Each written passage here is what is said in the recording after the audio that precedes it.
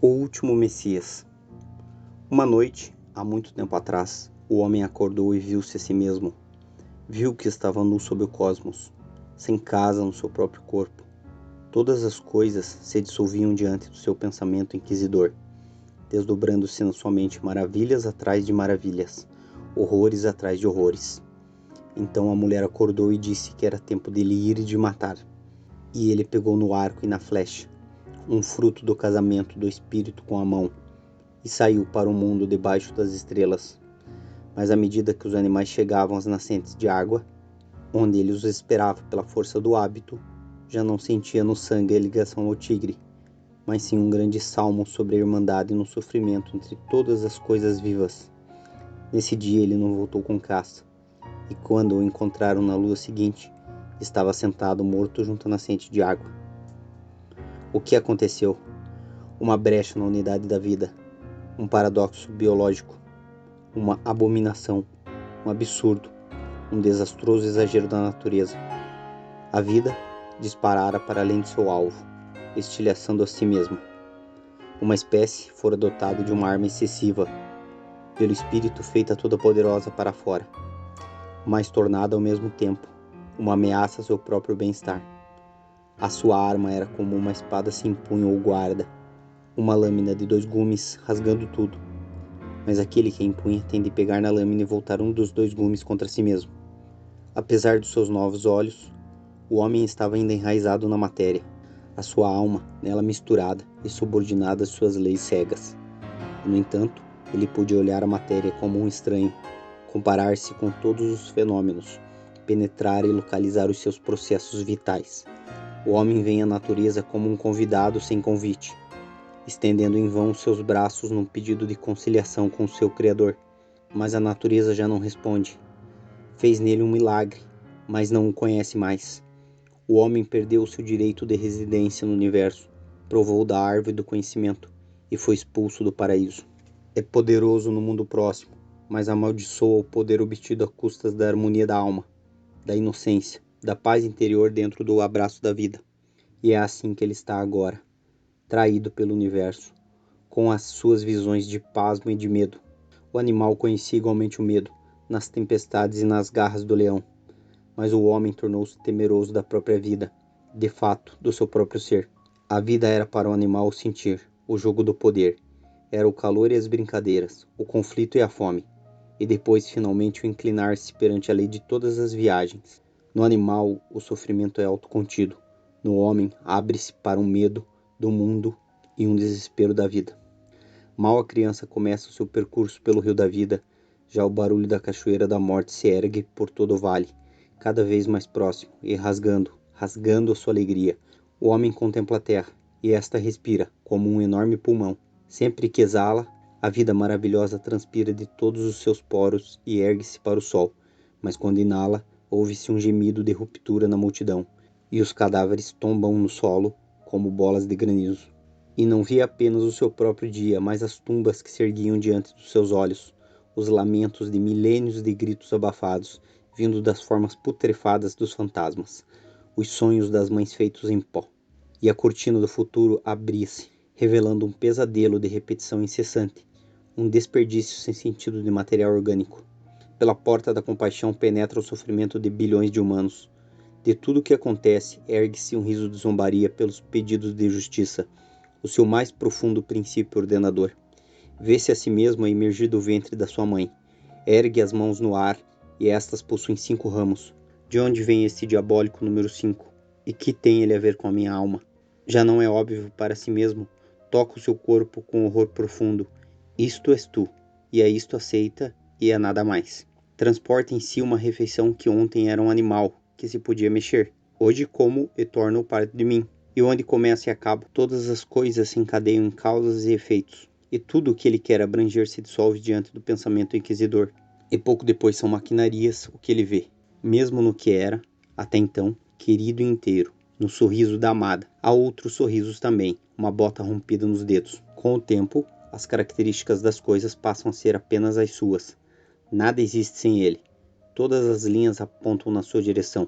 O mundo, um mero eco fantasmagórico da sua voz. Ele salta gritando alto e quer vomitar-se na terra com o impuro alimento. Sente a aproximação da loucura e quer encontrar a morte antes de perder essa capacidade. Mas, uma vez diante da morte iminente, ele aprende a sua natureza e a importância cósmica do passo que se aproxima. Por detrás da cortina da morte, a imaginação criativa constrói perspectivas novas e temerosas, e ele vê que nem mesmo aí encontra santuário. E eis que agora pode ver o contorno do seu ser biológico cósmico. Ele é o cativo desamparado do universo, pronto a cair em possibilidades sem nome. A partir desse momento, ele está num estado de pânico sem descanso. Esse sentimento de pânico cósmico é essencial em cada mente humana. De fato, a raça parece destinada a perecer, pois qualquer preservação e continuação efetiva da vida revela-se impossível quando toda a atenção e energia do indivíduo se ocupam em suportar ou em descarregar a enorme e catastrófica tensão interior. A tragédia de uma espécie incapaz de viver pelo desenvolvimento excessivo de uma competência não é um exclusivo da humanidade. Pensa-se, por exemplo, que em épocas paleontológicas, certos alces sucumbiram ao desenvolver chifres demasiado pesados. As mutações são cegas e operam e manifestam-se sem qualquer interesse pelo ambiente. Nos estados depressivos, a mente pode ser vista à imagem desses chifres, os quais, em todo o seu fantástico esplendor, amarram o seu possuidor ao chão. Por que será então que a humanidade não se extinguiu há muito tempo em grandes episódios epidêmicos de loucura? Por qual razão só um insignificante número de indivíduos pereceu por incapacidade de aguentar a violência do viver? Por que o conhecimento lhes dá mais do que podem transportar? A história cultural, bem como a observação de nós mesmos e dos outros, autoriza a seguinte resposta: a maioria das pessoas aprende a salvar-se, limitando artificialmente o conteúdo da consciência. Se o alce, gigante, tivesse quebrado de vez em quando os ramos exteriores dos chifres, poderia ter continuado a viver por mais algum tempo, em febrilidade e dor constantes. Contudo, e atraiçoando de fato a sua peculiaridade, ele que estava vocacionado pela mão da criação a ser o portador de chifres dos animais selvagens, o que ganharia em continuidade, perderia em significado, em grandeza de vida. Por outras palavras, numa continuação sem esperança, numa caminhada não para os cumes da sua afirmação, mas através de ruínas sempre renovadas, numa corrida autodestrutiva contra a sagrada vontade do sangue. A identidade entre o propósito e o perecimento é, para o alce gigante, tal como para o homem, o paradoxo trágico da vida. Num devoto Bejarrum, o último, Cervis Giganticus, conduziu o emblema da sua linhagem até o seu fim. O ser humano, esse salva-se a si mesmo e continua. Realiza para estender o sentido de uma frase consabida, uma repressão mais ou menos autoconsciente do seu doentio excesso de consciência. Este processo é virtualmente constante durante as nossas horas de vigília ativa e é uma exigência da adaptabilidade social e de tudo o que é comumente considerado saudável e normal na vida. A própria psiquiatria trabalha no pressuposto de que o saudável e o viável fazem um só com o mais elevado em termos pessoais. A depressão, o medo da vida, a recusa de alimentos, etc., são invariavelmente considerados sinais de um estado patológico e sujeitos a tratamento.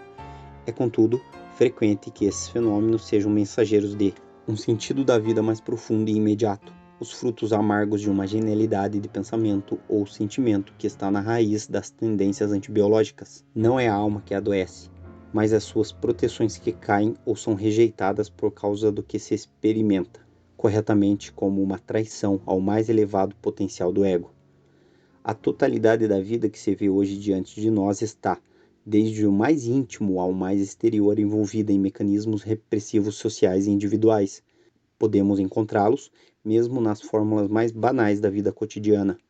Embora assumam uma vasta e multiforme variedade de modalidades, parece legítimo identificar pelo menos 4 tipos principais, os quais naturalmente ocorrem em todas as combinações possíveis: isolamento, ancoragem, distração e sublimação. Por isolamento, quero aqui significar uma exclusão completamente arbitrária da consciência de todos os pensamentos e sentimentos perturbadores e destrutivos. Engstrom. Não deveríamos pensar, é apenas confuso. Encontra-se uma variante perfeita e quase abrutalhada em certos médicos que, para se protegerem, apenas veem os aspectos técnicos da sua profissão e pode decair para um puro hooliganismo como sucede com os delinquentes mais rasteiros ou os estudantes de medicina, entre os quais a sensibilidade para o lado trágico da vida é erradicada por meios violentos, futebol jogado com cabeças de cadáveres, etc. Na interação cotidiana, o isolamento manifesta-se num código geral de silêncio mútuo, primeiramente face às crianças, para que estas não sejam prematuramente atemorizadas pela vida que apenas começaram, mas conservem as ilusões até o momento em que tenham condições para as perder. Em compensação, as crianças não devem aborrecer os adultos com recordações despropositadas de sexo, higiene ou morte. Entre os adultos há as regras do tato, um mecanismo que se revela abertamente quando um homem que chora na rua é removido com a ajuda da polícia.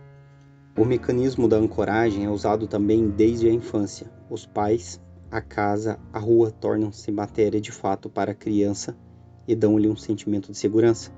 Esta esfera de experiência é a primeira e talvez a mais feliz proteção contra o cosmo que conheceremos na vida. Um fato que sem dúvida explica também a tão debatida vinculação infantil. A questão de saber se está igualmente embebida de sexualidade não tem aqui qualquer importância. Quando a criança descobre mais tarde que esses pontos fixos são tão arbitrários e efêmeros como quaisquer outros, tem uma crise de confusão e de ansiedade, e imediatamente procura à sua volta outro ponto de ancoragem. No outono vou para a escola preparatória. Se por qualquer razão a substituição fracassa, a crise pode tomar um curso fatal, ou então ocorrer o que eu chamo um espasmo de ancoragem. Ficamos agarrados aos valores mortos, escondendo de nós mesmos e dos outros, tanto quanto possível, o fato de que são inoperáveis, de que se está espiritualmente arruinado. O resultado é uma insegurança permanente, sentimentos de inferioridade, sobrecompensação, desassossego. Na medida em que este estado assume determinadas modalidades, faz-se matéria de tratamento psicanalítico, o qual tem como propósito completar a transição para novas ancoragens. A ancoragem pode ser caracterizada como uma fixação de pontos no interior ou construção de pontos à volta da estrutura liquidiforme da consciência. Embora tipicamente inconsciente, pode ser também completamente consciente. A pessoa assume um objetivo. As ancoragens publicamente úteis são consideradas com simpatia, e aquele que se sacrifica totalmente pela sua ancoragem, a empresa, a causa, é idolatrado. Terá erguido uma muralha poderosa contra a dissolução da vida, e os outros irão, por sugestão, beneficiar-se com a sua força. Numa forma mais brutal, como ação deliberada, encontra-se entre os playboys decadentes. Casarei quando chegar à altura. O bom comportamento virá então por si. Assim, estabelecemos obrigações na nossa vida, expondo-nos ao que é, do nosso ponto de vista, um mal óbvio, mas que será um descanso para os nervos.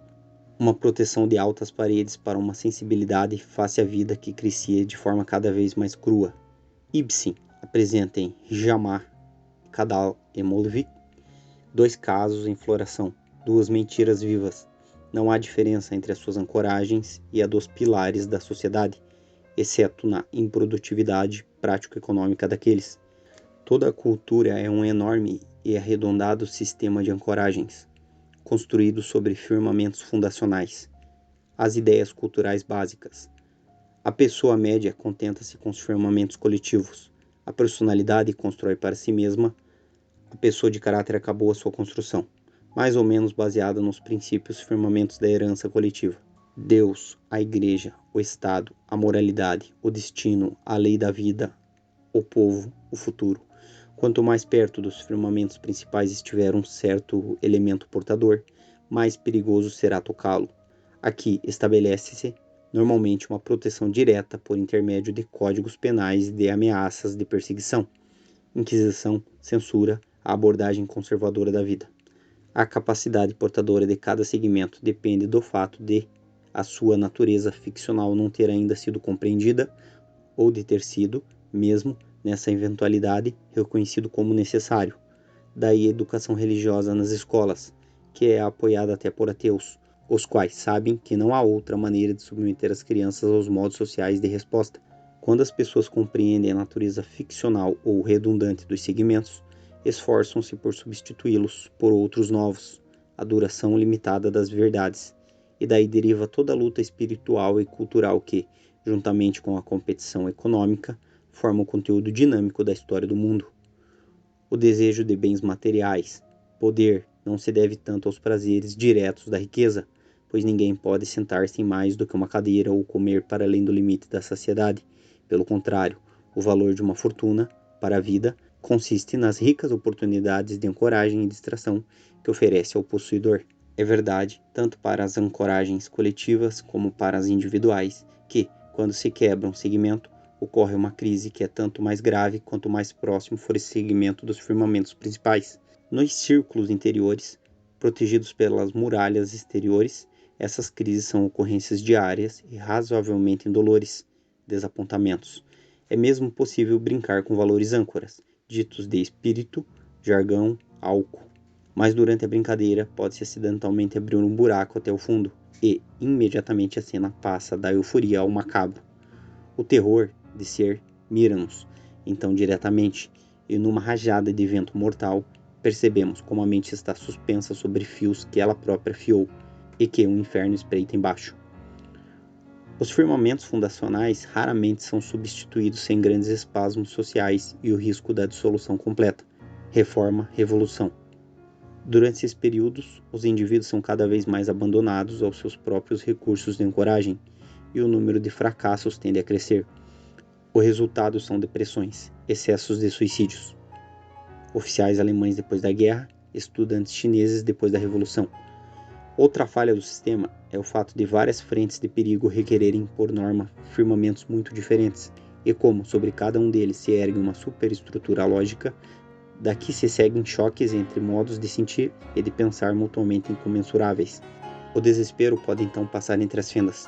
Em tais casos, uma pessoa pode ser possuída por uma alegria destrutiva, desmantelando o aparato completamente artificial da sua vida, e começando com um horror extasiado, uma limpeza completa. O horror resulta da perda de todos os valores protetores, o êxtase da sua desapiedada identificação e de uma nova harmonia com os mais profundos segredos da nossa natureza, a falta de solidez biológica, a disposição perene para o abismo. Amamos as ancoragens porque nos salvam, mas odiamos-las porque limitam o nosso sentido de liberdade. Por isso, sempre que nos sentimos suficientemente fortes, descobrimos prazer em irmos em conjunto enterrar em grande estilo um valor expirado. Os objetos materiais tomam aqui um significado simbólico, a abordagem radical da vida.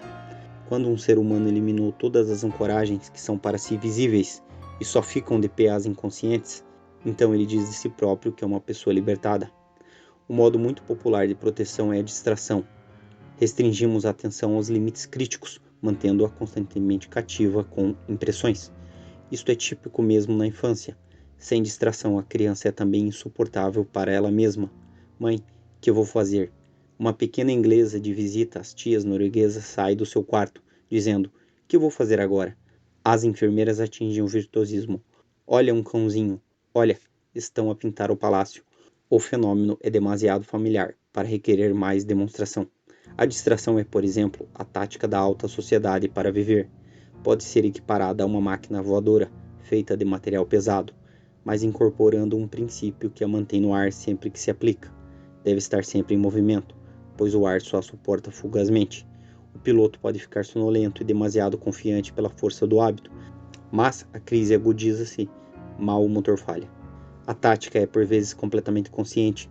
O desespero pode morar mesmo por baixo e irromper em golfadas numa convulsão súbita. Quando se gastam todas as opções distrativas, o spleen instala-se, indo de uma indiferença leve até a depressão fatal. As mulheres em geral, menos propensas à cognição e por isso mais seguras na sua vida que os homens, usam a distração preferencialmente. Um mal considerável da vida numa prisão é a negação das opções mais distrativas, e como as modalidades de libertação por outros meios são igualmente pobres, o prisioneiro tenderá a residir na proximidade familiar do desespero. Os atos que ele então comete para defletir o estado final baseiam-se no próprio princípio de vitalidade. Em tal momento ele experimenta a sua alma dentro do universo e não tem outra motivação senão a profunda insuportabilidade dessa condição. Exemplos puros de pânico vital são provavelmente raros, dado que os mecanismos de proteção são refinados e automáticos e em certa medida incessantes. Mas mesmo o terreno adjacente tem a marca da morte. A vida é aqui dificilmente suportável e só há grandes penas. A morte aparece sempre como um escape, e ignora-se a possibilidade da vida no além. E como a forma como a morte é experimentada é em parte dependente do sentimento e da perspectiva, pode aparecer como uma solução aceitável. Se a pessoa no status mortis pudesse arranjar uma pose, um poema, um gesto, morrer de pé, isto é, uma ancoragem final ou uma distração final, a morte de A.S., então esse destino não seria o pior de todos. A imprensa, por uma vez ao serviço do mecanismo de ocultação, nunca deixa de apresentar razões que não alarmam. Acredita-se que a última queda do preço do trigo. Quando um ser humano acaba com a sua vida por motivo de depressão, esta é uma morte natural por causas espirituais. A barbaridade moderna, que consiste em salvar o suicida, baseia-se numa arrepiante má compreensão da natureza da existência. Só uma pequena parte da humanidade pode viver com meras mudanças, seja no trabalho, na vida social ou no entretenimento. A pessoa culta necessita de conexões, linhas, uma progressão nas mudanças. Nada definido satisfaz em última análise. Estamos sempre avançando e acumulando conhecimento. A fazer uma carreira. O fenômeno é chamado aspiração ou tendência transcendental. Sempre que uma meta é atingida, a aspiração avança. Daí que o seu objeto não seja a meta, mas o atingi-la.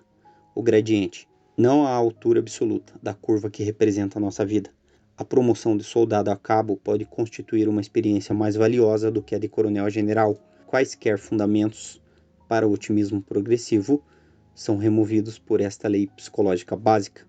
A aspiração humana não é apenas marcada pelo impulso para, mas igualmente por uma fuga de.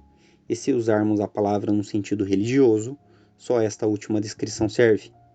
Porque aqui nunca ninguém foi ainda claro quanto ao que se espera encontrar, mas tem-se sempre uma consciência fervorosa do que se quer deixar para trás, designadamente o terrenal vale de lágrimas, a nossa própria insuportável condição.